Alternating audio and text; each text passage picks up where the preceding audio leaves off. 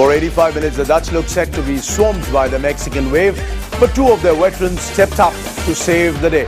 Sneijder getting the equalizer and then Robben winning a penalty that Huntelaar scored. Mexico going out yet again in the second round. The second game tonight sees the surprises of the tournament battle it out with a place in the quarterfinals at stake. Greece are in the knockouts for the first time ever, but Costa Rica are the story of this tournament, and one of these teams will reach the quarterfinals for the first time. Good evening and welcome to the beautiful game. Such an anticlimax, such a crying shame, many would say, for Mexico going out yet again. Yes, look at the score. The Dutch pulling all their strings to make sure in the last 6 minutes that they scored not only once but twice. Ochoa was beaten finally, and that they are through at the expense of Mexico into the quarterfinals. And joining me as always, two gentlemen who seem to be a little rattled by the last 5-6 minutes, Karim Bensharifa and Novi Kapadia. But before we get to Karim and Novi, let's take you through how the match panned out. The Dutch pulling off a great escape, in fact 2 goals in the last 10 minutes, taking them past a Mexican side who thoroughly deserved to go through, at least some would say that. The Dutch seemed put off by the heat in Fortaleza and looked listless all through the first half. An injury to Nigel de Jong saw a tactical change which didn't help either. Mexico started on the front foot and it stayed that way as wave after wave of green attacks kept Klaassen and the Dutch back for busy.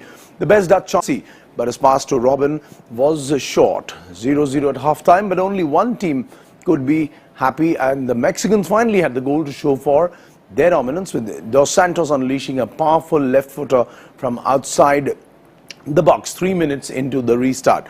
Mexican keeper Ochoa had another brilliant game and a reflex save denied De Vrij. In desperation, Van Persie was withdrawn and Huntelaar was sent on. Wesley Sneijder kept the Dutch alive with a pile driver in the 86th minute from 16 yards out after a loose ball fell his way inside the box. And then, in added time, Arjen Robben was the man who took the ball in but was fouled, a very clumsy foul inside the box, and Huntelaar smashed it in for the win. Right away, let us take you through the numbers of this game. Holland enjoying much more possession than Mexico did, 55 to 45%. They also took their chances, 14 shots, 8 on target, 10 corners. Yes, they did use their wings, but that was way later in the match. But before that, there was nothing much they could show up. Had they not equalized, had the ball not fallen for Sneijder to unleash that bullet of a pile driver and equalize for the Dutch, who knows, we might have been speaking at this moment about a Dutch win. Novi Kapadia, the best defense against the best attacking line in this World Cup. What a game it was, but huge anticlimax for Mexico, one has to admit at this point in time. I feel very sorry for Mexico. They played a very plucky game and were almost deserving to go through to the quarterfinal for the first time in 28 years. But then the old English saying, fortune favors the brave. And the Dutch have to be given credit for that they kept on piling on the pressure, didn't lose confidence. And you know, Sneijder does this time and again against Uruguay in the semi-final in 2010. That edge of the box, his technique is absolutely perfect. I mean, this should be a copybook for youngsters playing football. He kept the ball down. It seems very easy. He kept it low and just banged it into the net. And I think Mexican hopes crumbled after that. Karim Bensharifa, fantastic technique there from Wesley Sneijder. He was absent throughout the tournament. In fact, the Dutch never turned up in this game. But there is a lesson from the way Sneijder took the chance when it came to him and showed that that is possibly the best way to beat the fantastic Mexican goalkeeper. Yeah, absolutely. Wesley Sneijder, he stepped up and had a big impact on the game when it matters with the goal. But also the performance of Robben was extraordinary. He had a big impact also on the game. For me, the key moment of the game is when the coach of Mexico decided 30 minutes before the end of the game to take Santos out, which released the defense of Holland. Initially, when there was 3-5-2 with Peralta and Dos Santos, the back four was busy defending those two excellent strikers. The coach of Mexico thought that the game is won, let's defend the 1 goal margin. which I think gave the advantage for the Dutch team, because Right.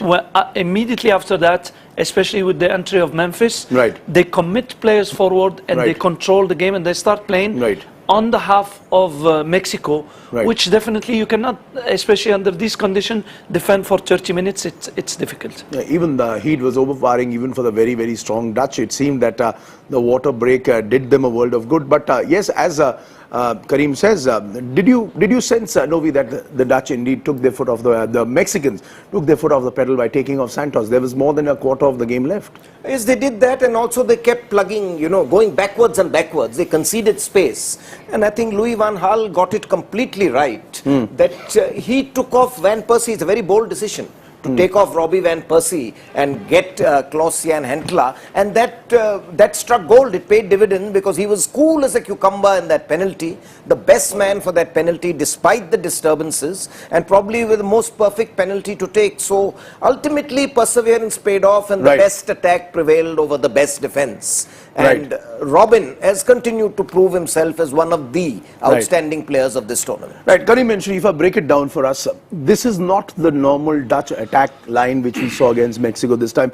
Tactically, how do you think Mexico was holding fort against the Dutch in the first half? Well, Mexico came on the normal 3-5-2 with both Peralta and the Santos and two attacking midfielders plus one holding.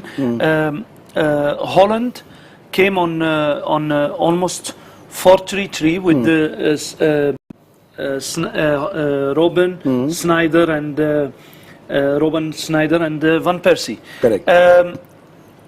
In fact, we could say it more like this: Van Persie and Robben and Snyder were just behind. Just behind. What I was explaining is it was okay. The Mexico was in control of the game, create chances, was okay.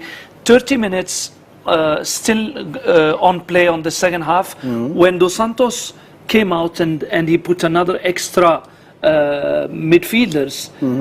This allowed definitely the number one, the side backs to move quite a lot, because they could control the striker only with two, but also Snyder became more on an advanced position. And of course, they pale under pressure, because the whole game on the last 30 minutes of the game, especially with Memphis going on, was played on the final third of Mexico, and they pale under pressure, especially in the last 10 minutes.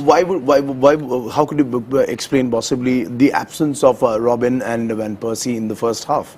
Because we know the way they have combined, the way they have played excellently, but it seemed that the Mexicans were far more stronger on the wings. That's what I'm saying. 3-5-2, the Mexico, they pushed the wing backs, and they had Dos Santos here, so these guys could not give the support to Robin, to allow Robin to have this player, because when Dos Santos came out, this player could give the support, especially Kaut was going a lot here, so this player have to deal also with Kaut here, which allowed those spaces for Robin. But in the first half especially, these players had to stay back, because Mexico pushed the wing, attacked with two strikers plus Guardado, who also move up, so this have obliged Snyder to stay back. So basically Snyder and Robin and Van Persie was isolated here, and that's why they could not receive a lot of ball. Exactly the other way happened on the second half, where Van Persie, Robin had a lot of support from Snyder and the rest of the Dutch team. Well, for all of you guys who have actually watched our show throughout, I can surely agree that this explanation which Karim had told us, this is particularly the way Mexico is going to play, looking forward to this game against Holland. But Novi, on the other hand, Layun was an exceptional player, playing side to side. He literally took apart, and obviously this move didn't help because De Jong got injured. Indy Martins comes into the defense, and Blind moves up into the midfield. That certainly also didn't help the Dutch. It didn't help the Dutch. It took them time to, regather themselves. Layun dominated, but I also feeling that, Louis van Gaal was going by the template of the match against Chile, that in the heat, play within yourself, and then go into attack in the second half. Of Right. course, the Mexicans didn't let them play. Right. It's the second half started badly for them with a wonderful goal by Giovanni Dos Santos, who was Right. by far the best attacking player for Mexico. Right. And that set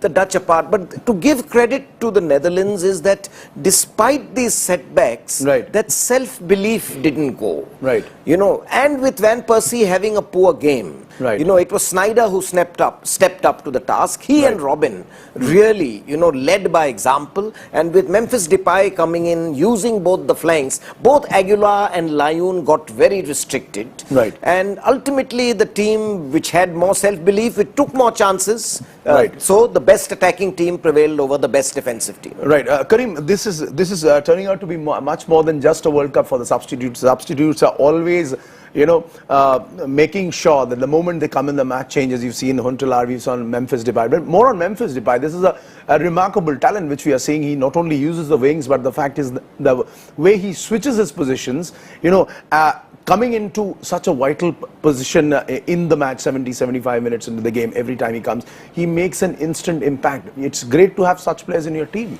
Yeah, of course. I mean, it's the teams that gonna go further, especially on the last four in this World Cup, are teams who have good backup, who have good bench strength. It's very, very important, especially under dire conditions like the one we had seen today.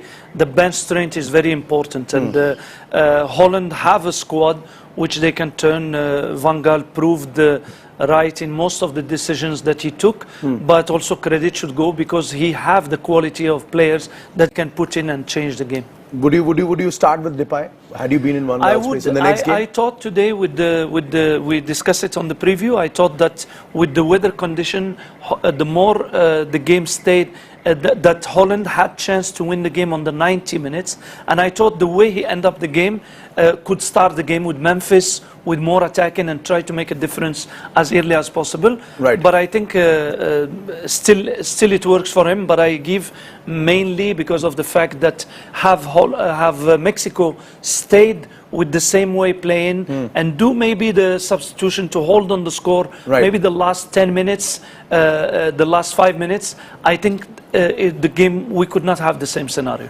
And Karim, your friend Mr. Robin out here, CNN IBN's Robin Novi Kapadia, you have a big smile I can see there. Happy that the Dutch have not only entered the quarterfinals, prevented Mexico from doing so, but also made sure that there are no more jokes that the World Cup is turning into Copa America.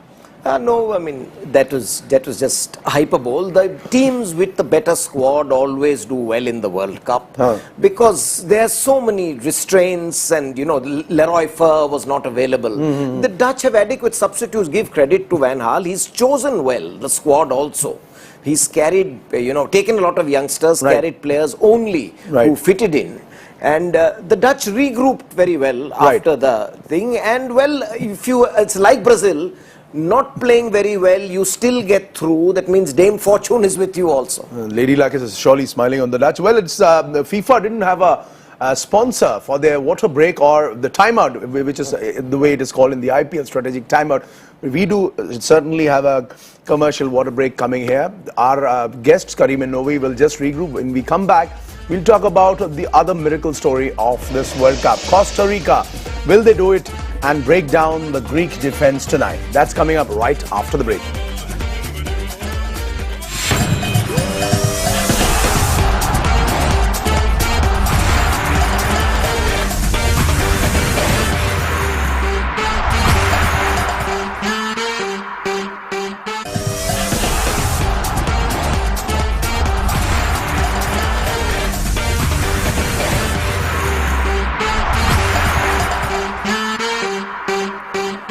Welcome back to CNN IBN, the beautiful game. Here it is, the round of 16 lineup.